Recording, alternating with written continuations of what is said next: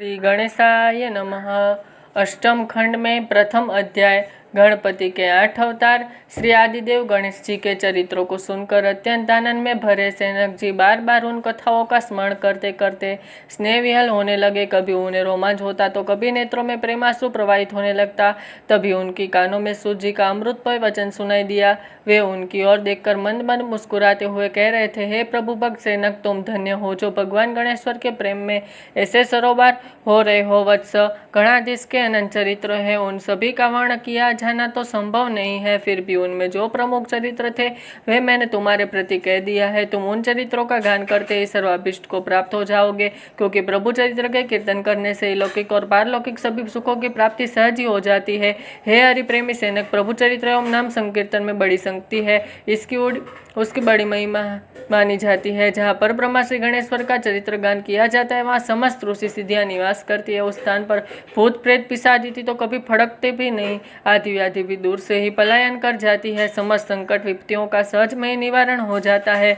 राज भय, शत्रु भय, ग्रह भय की भी आशंका नहीं रहती। जो लोग प्रभु की भक्ति चाहते हैं उनके दृढ़ भक्ति की प्राप्ति होती है। मुमुक्षु को मोक्ष की प्राप्ति के परम साधन है। सेनक जी ने सूत को प्रणाम किया और हाथ जोड़कर बोले, हे सूत जी, हे भगवान, परात्पर ब्रह्मा श्री गणेश्वर के अनेक अवतार हुए बताए जाते हैं। उन सब अवतारों में भी प्रभु ने अनेक महाकर्म किए हैं। हे प्रभु, मुझे उन अवतारों की कथा सुनाने की कृपा कीजिए। मेरे मन में उन सब चरित्रों का श्रवण का अत्यंत उत्कंठा है। सूत जी बोले, सेनक, तुमने बड़ी सुंदर प्रश्न किया है। तुम्हारे ऐसे प्रश्नों के द्वारा मैं भी अत्यंत आनंद प्राप्त करता हूँ। देखो वत्स, विघ्न सब गणेश जी के अनंत अवतार हुए हैं। उन सबका वर्णन किया जाना कदापि संभव नहीं है, क्योंकि 100 वर्ष में भी वे उपाख्यान पूर्ण नहीं हो सकते। तो भी उन सब में 8 अवतार अधिक प्रमुख माने जाते हैं। वक्रतुंड, एकदंत, महोदर, गजानन, लंबोदर, विकट, विघ्नराज और ध्रुववर्ण उन अवतारों की विशेषता एवं चरित्र निम्न प्रकार है। वक्रतुंड अवतार। वक्रतुंड वर्ष्य देहाना ब्रह्मधारक ममासुरहंता च शिवान समृत। हे सेनक, भगवान गणेश्वर का वक्रतुंड नामक अवतार देव ब्रह्मा का धारक है। उनके द्वारा मत्स्यासुर का संहार हुआ था। वे भगवान सिंह पर आरूढ़ होने वाले कहे गए हैं। एक समय की बात है कि देवराज इंद्र के प्रमाद से एक भयंकर असुर की उत्पत्ति हुई और वह शीघ्र ही बढ़ता चला गया। मद से उत्पन्न होने के कारण उसका नाम मत्स्यासुर हुआ। वह असुर भयंकर और दुरादर्शन था। उसने सोचा, मैं किस देवता की उपासना करूं जिससे मुझे संसार पर प्रभुत्व प्राप्त हो सके। तभी उस दैत्य गुरु शुक्राचार्य का ध्यान आ गया और वे परम विद्वान गुरुदेव ही मुझे इन सब का निर्देश कर सकते हैं। ऐसा निश्चय कर वह उनकी शरण में पहुंचा। मत्स्यासुर ने उसे निवेदन किया, गुरुदेव, मुझे वह उपाय बताने की कृपा कीजिए जिससे मैं तीनों लोकों पर विजय प्राप्त कर सकूं। हे मुनिनाथ, आप समस्त विद्याओं के ज्ञाता, वेदा आदि में पारंगत तथा सर्वसमर्थ है, आपके लिए अविदित कुछ भी नहीं है। शुक्राचार्य बोले, वत्स, सभी प्रकार के ऐश्वर्यों की प्राप्ति से तत्परता होती है, इसलिए भगवान त्रिलोचन की प्रसन्नता के लिए तप करो तो तुम्हें अभिष्ट की प्राप्ति हो सकती है। मत्सर ने कहा, प्रभु, मैं अवश्य ही तपस्या करने को प्रस्तुत हूँ, आप मुझे विधि बताने की कृपा कीजिए। देते गुरु ने उपदेश किया, वत्स, पवित्र जल में स्नान करके शुद्ध वस्त्र धारण कर श्रद्धापूर्वक आशुतोष भगवान शंकर की षोडोपचार से पूजा करे। तदुपरांत शिव की पंचाक्षरी मंत्र ओम नमः शिवाय का जप करते हुए कठोर व्रत का स्वयं पूर्वक निर्वाह करो। तब के समाप्त होने पर तुम भगवान शंकर की कृपा प्राप्त करोगे।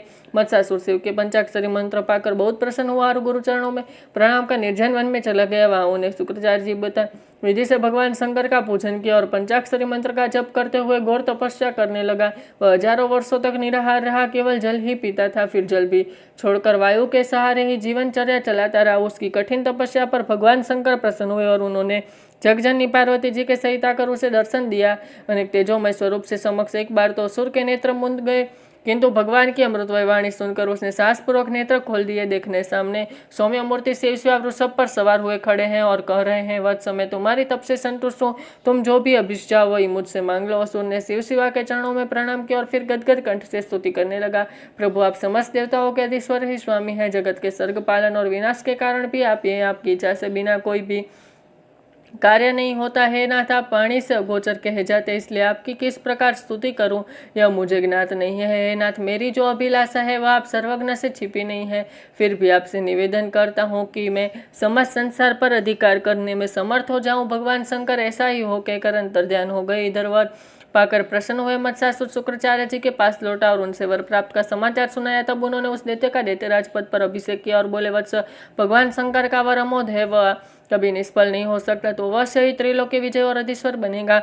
मत्स्यासुर का त्रिलोक्य विजय, मत्स्यासुर को शिवकर की प्राप्ति का समाचार शीघ्र ही फैल गया, इसलिए अनेक दैत्य उसकी कृपा प्राप्त करने के उद्देश्य से उसकी परिचर्या करने लगे। इस प्रकार धीरे धीरे उसके पास दैत्यों का समुदाय दिन पर दिन बढ़ने लगा। एक दिन उसके साथियों ने उसे परामर्श दिया, प्रभु आपको अपने राज्य का विस्तार करना चाहिए। इस समय आपके पास दैत्य वीरों की पर्यंत सेना एकत्र हो गई है। उसके बल पर आप सहज में अनेक राजाओं का हराकर के राज्य और वैभव पर अधिकार कर सकते हैं। मत्स्यासुर ने उन्हें परामर्श उचित प्रतीत हुआ और तब उसने अपने वीरों के साथ लेकर सर्वासुर, असुर, राक्षस और दैत्यों को ही वश में किया। इस प्रकार समस्त असुरादि ने उसके अधीनता स्वीकार कर ली। इससे अनेक दल बढ़ता चला गया। तदुपरांत उससे विशाल दैत्य सेना लेकर पृथ्वी पर राज्य करने वाले राजाओं पर एक पर आक्रमण कर दिया। जो राजा दुर्बल थे उन्हें बिना युद्ध ही आत्मसमर्पण कर दिया। जिन्होंने युद्ध किया तो वे हार मारे गए और प्राण लेकर भागे। इस प्रकार समस्त पृथ्वी अनेक कार में आ गई। फिर उन्हें वेजमात दैत्य पर नागलोक पर आक्रमण कर दिया। उस भयंकर युद्ध में असुर सेना काम और नाग सेना बहुत अधिक मारी गई। यह देखकर अधिक विनाश रोकने की दृष्टि से नागराज से विनयपूर्वक उसकी अधीनता स्वीकार कर ली। जब धरती पर पाताल दोनों पर विजय प्राप्त हो गई तब उसका साहस और अधिक बढ़ गया और उसने देवताओं के अधीन करने के लिए अमरावती पर आक्रमण कर दिया। असुरों ने बलपूर्वक सुरपुर में प्रविष्ट होकर भांति भांति का अत्याचार आरंभ किया। यह देखकर वरुण के नेतृत्व में देवताओं ने असुरों का सामना किया। उस युद्ध में बहुत से देवता मारे गए और बहुत से आहत हुए और जो शेष बचे वे भाग गए। वरुण को हारने कर अमर कुबेर के रण क्षेत्र में पहुंचकर दैत्यों को रोका। भीषण युद्ध के पश्चात उन्हें भी पराजय का मुख देखना पड़ा। उनकी सेना की वही दशा हुई जो वरुण के नेतृत्व वाली सेना की हुई थी। अब देवराज इंद्र स्वयं गजराते रावण पर आरूढ़ होकर अपनी विशाल देवसेना के साथ दैत्य सेना से युद्ध करने के लिए आ पाए। पहले तो ऐसा लगा जैसे दैत्य सेना उनके समक्ष हार रही है, किंतु बाद में दैत्यों का घोर आक्रमण के समक्ष पाव से टिक सकते और अंत में उनकी पराजय हुई। देवगण स्वर्गलोक को छोड़कर भाग निकले। मत्स्यासुर ने अमरावती पर अधिकार कर लिया और अपने एक विश्वास पात्र दैत्य अधिकारी को वहां पर प्रसन्न नियुक्त करके अपनी राजधानी को लौटाया। इस प्रभाव वह तीनों लोक का आधीश्वर बन दिया। उधर देवराज इंद्र और राजा से छीन होकर ब्रह्मा जी के पास पहुंचे और उनसे निवेदन किया, ब्राह्मण मत्स्यासुर ने स्वर्ग पर ही अधिकार कर लिया है। सभी देवताओं अपने घर द्वार से वंचित होकर उस दैत्य के भय से मारे मारे फिर रहे हैं। इसलिए हे प्रभु आप उसके वध का कुछ उपाय कीजिए। ब्रह्मा जी बोले, देवराज इसका उपाय तो वैकुंठनाथ से पूछना चाहिए, क्योंकि वे ही प्रभु असुरों के संहार में पूर्ण समर्थ है। इस बार से वे सहायता करेंगे। चलो मैं तुम्हारे साथ चलता हूँ। इंद्रादि देवताओं के साथ ब्रह्मा जी वैकुंठ धाम मैं पहुंचे और रमानाथ को मत्स्यासुर की प्रबलता और उसके द्वारा किए जाने वाले अत्याचारों की बात उन्हें सुनाई। लक्ष्मीकांत ने समस्त विवरण जानने के पश्चात कहा, उनका उपाय तो भोलेनाथ से पूछो, जिन्हें असुर को अपने बल से इतना प्रबल और दुरास्त्र बना दिया है। वे और दोनों भी बिना समझे सोचे तुरंत वर डालते हैं और उनका परिणाम भोगना पड़ता है। समस्त संसार को चतुरानंद चलो कैलाश पर्वत पर पहुंचकर उन्हें विषय पर विस्तार से विचार करेंगे। सब लोग कैलाश पहुंचे। उस समय भगवान शंकर गिरिजानंदिनी के साथ एक रत्न सिंहासन पर विराजमान थे। उनके गण उन्हें घेर बैठे हुए थे। विष्णु ब्रह्मा आदि देवताओं का आय देखकर शिवजी ने उठकर उनका स्वागत किया और फिर अपने दो स्थानों का बैठकर स्वयं भगवान विष्णु और ब्रह्मा जी को निकट जा बैठे। विष्णु ने उन्हें कहा, आशुतोष आपने मत्स्यासुर को ऐसा अमोघ वर दे डाला है कि विजयोन्त हुआ भांति भांति के अत्याचार कर रहा है। उन्हें तीनों लोक पर अधिकार कर लिया है। इससे समस्त संसार त्रस्त हो उठा है। अब कोई ऐसा उपाय करना चाहिए जिससे असुर का अंत हो जाए। शंकर बोले, त्रिलोकीनाथ आप समस्त उपाय का आश्चर्य आप ही की इच्छा से संसार की सभी क्रियाएं होती हैं। उन सब क्रियाओं के चलते रहने के लिए ही आपने कालचक्र निर्माण किया है। विश्व में होने वाले उत्पन्न पतन का कारण भी एकमात्र आप ही हैं। अब आप द्वारा युक्त वह काल उस असुर के अंत का कारण बनेगा, तभी तो उसका संहार हो सकेगा। प्रभु हे दीन बंधु, मेरी मति के अनुसार तो हमें उसका पतन देखने के लिए काल की प्रतीक्षा करनी चाहिए। इस प्रकार सभी कुछ काल पर निर्भरता पर टल गया, परंतु मत्स्यासुर का गुप्तचार सर्वत्र नियुक्त थे। उन्हें असुर को कैलाश पर होने वाले गोपनीय वार्तालाप का समाचार दे दिया। इससे वह अत्यंत कुपित होकर लाल पाल लोचन निकलता हुआ बोला, दैत्य वीरों अपनी वाहनियों तैयार कर कैलाश पर चढ़ चलो और उस भंगड़ी को बंदी बना लो। चलो मैं तुम्हारे साथ चलता हूँ। और अपने विशाल असुर सेना के सहित उसने कैलाश पर आक्रमण कर दिया। शिवगणों और प्रथम गणों ने उनका सामना किया, किंतु वे असुर को आगे बढ़ने से न रोक सके। अंत में भवानी पति थे वर प्राप्त मत्स्यासुर ने भवन पास में बांट डाला और अपने ज्येष्ठ पुत्र को वहां पर शासन पर सौंप दिया। अब उसने वैकुंठ पर भी चढ़ाई कर दी। लक्ष्मीनाथ तो उसके वर प्रबल होने से परिचित थे, तो वह अंतर्ध्यान हो गई।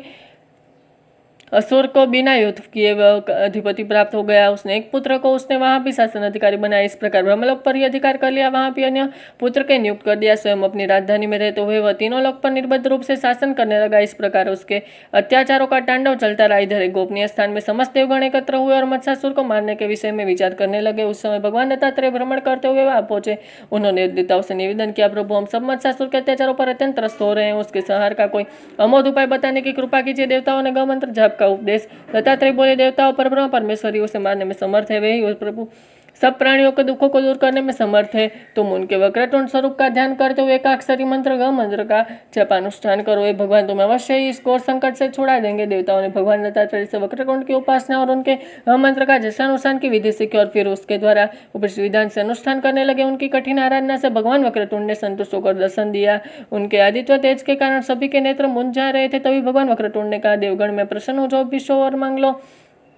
देवताओं ने उनके पद्मों में प्रणाम करके हाथ जोड़ते हुए निवेदन किया, प्रभु इन सब मत्रासुर के भय से सर्वत्र मारे मारे फिर रहे हैं, उसे निरंतर का कोई उपाय नहीं सूझता, कृपा कर हमें संकट से मुक्त कीजिए। वक्रतुंड बोले, देवताओं तो चिंता को त्याग दो, मैं मत्स्यासुर का समस्त गर्व खंडित कर दूंगा। यह कहकर उन्होंने गणों का स्मरण किया, जिससे असंख्य गण प्रकट हो गए। उस समस्त सेना और आप पहुंची देवताओं के साथ लेकर प्रभु मत्स्यासुर की राजधानी पर जा पहुंचे। असुरों ने दौड़कर मत्स्यासुर को सूचित किया, राजन असंख्य वीरों ने आकर आपकी राजधानी को घेर लिया है, वे शीघ्र ही नगर में प्रवेश करना चाहते हैं, इसके शीघ्र ही प्रतिकार कीजिए, अन्यथा बाद में स्थिति पर नियंत्रण असंभव होगी। मत्स्यासुर ने सेनापति को बुलाकर आदेश दिया, शत्रुओं को मार डालो, उनका जो अधीश्वर है उसे बंदी बनाकर मेरे समक्ष उपस्थित करो अथवा उसका वध कर दो। सेनापति ने जो आज्ञा कहकर फिर झुका और विशाल असुर वाहिनी के साथ नाक के बार आकर वक्रतुंड के गणों को ललकारा हुआ बोला, मूर्खों, प्राणों को भय नहीं हो लगता तुम्हें जो ये मारने के लिए चले आए हो। जिन महाराज मत्स्यासुर की सेना से ब्रह्मा विष्णु और शिव भी असंख्य सैनिकों के सहित भागे भागे फिरते हैं, तुम्हारी क्या गणना, इसके लिए तुरंत ही अपने अपने प्राण लेकर भाग जाओ। तभी समस्त गण ने एक ही साथ मिलकर वक्रतुंड का जयघोष किया। दैत्य सेना पर प्रहार करने लगे। भयंकर युद्ध छिड़ गया, किंतु असुर सेना हारने लगी। बहुत से दैत्य रथी महारथी गजोरारूढ़ वीर प्रमुख वीर मारे गए। यह देखकर दैत्य सेना भागने लगी। सेनापति भी बहुत कर रण क्षेत्र में कोई दैत्य वीर न टिका। यह समाज जैसे ही त्रिलोक विजेता मत्स्यासुर के पास पहुंचा, वे आग बबूला उठा। उसने कहा, शत्रुओं का यह सास मेरी ही नगर पर मिलकर मेरी सेना का परास्त कर दो।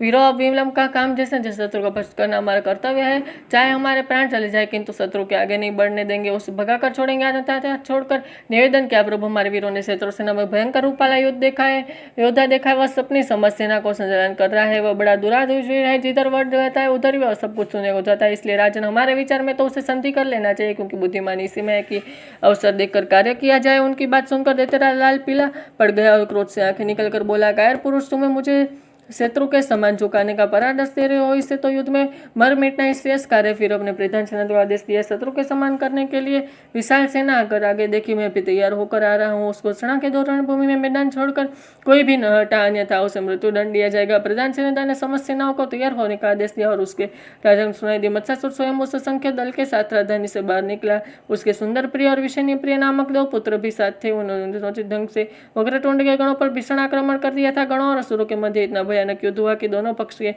भारी क्षति उठानी पड़ी, किंतु विजय पर पराजय किसी का भी न हुआ। इस प्रकार युद्ध चलते हुए 5 दिन हो गए थे। इसी बीच भवानीवती मत्स्यासुर के पुत्रों को प्रहार द्वारा मूर्छित कर दिया। फिर भी वक्रतुंड के 2 गणों आगे बढ़ गए और उन्हें असुरा से भिड़ गए।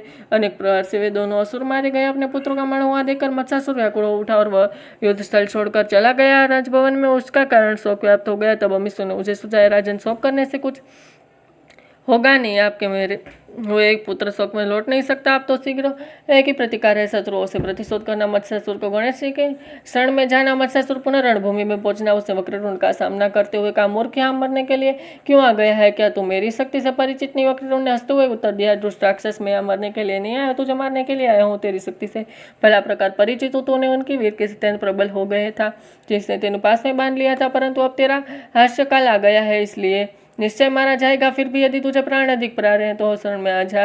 मत्स्यासुर ने देखा कि वस्तुत्व वक्रतुंड अत्यंत प्रबल है, जिनका सामना करना संभव है, तो वह उसके प्रस्ताव पर विचार करने लगा और अमात्य परामर्श दिया कि ऐसी स्थिति में क्या करना चाहिए। अमात्यों ने कहा, महाराज, वक्रतुंड ने आपके शरण देने का प्रस्ताव कर उसकी उदारता का परिचय दिया, इसलिए प्रभु उनकी शरण लेना है अधिक कल्याणकारी होगा। असुर का यह विचार भी, इसलिए वह शीघ्र ही वक्रतुंड के शरण में जाकर उनकी स्तुति करने लगा। प्रभु, मैं आपके पराक्रम से पहले अनजान था। मुझे ज्ञात हो गया है कि आप कोई साधारण देवता नहीं, वरन सर्वसम्मत परब्रह्म है। नाथ, मुझे अज्ञानी के अपराध को क्षमा करके आपके शरण में स्थान दीजिए और साथ ही अपने सुदृढ़ भक्ति ही कहकर उसने वक्रतुंड के चरण पकड़ लिए। इससे वे भगवान संतुष्ट होकर बोले, सुराज, मैं तुझ पर प्रसन्न हूँ, अब तू निर्भय होकर अपना राज्य कर किंतु विस्तार वीरसा का त्याग दे। देवताओं, नागों आदि के स्थान पर नहीं लौट दे। जितने स्थान में रह सके उन्हें सीमा से बहुत वह सदैव मेरी भक्ति में लगा रहा। अपने अनुसारी को आदेश देकर वह निरय पानी पर किसी भी प्रकार अत्याचार न करे। मत्स्यासुर ने तुरंत स्वीकार किया और वैसे ही वह